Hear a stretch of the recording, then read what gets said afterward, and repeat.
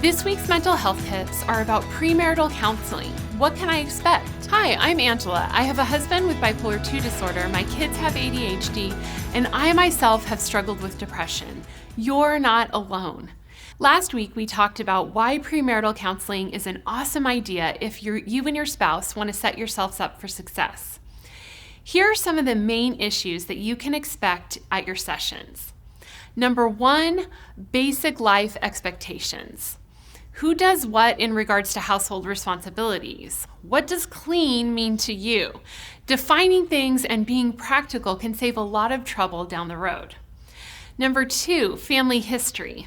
I looked back at my husband and my premarital counseling paperwork. Yes, I have kept it over the last 25 years.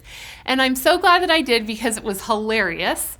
Yes, we might have been a little naive, but it definitely showed the benefit of spending time thinking through the questions and the assessment. One thing I noticed in the section about our individual family histories was the list of things that we wanted to incorporate in our new family. Michael wanted to include his mom and dad's hard work ethic and commitment to their children. I wanted to include my parents' example of trust, respect, and affection. The exercise gave us a start for how we wanted to build our family and our new relationship. Number three, finances. Who's the saver? Who's the spender? How will you handle budgeting and setting goals? What are your values? That will really determine what you spend your money on. Number four, future plans and goals. Things like family planning and careers and dreams. These are important things that you'll want to discuss.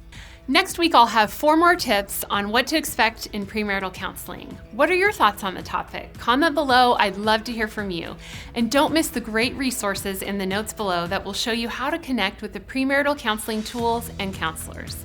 And a big thank you to counselors Dan Bates, Gil Stewart, and Dr. Kristen White for consulting with me on this series, along with His Heart Foundation for supporting this channel.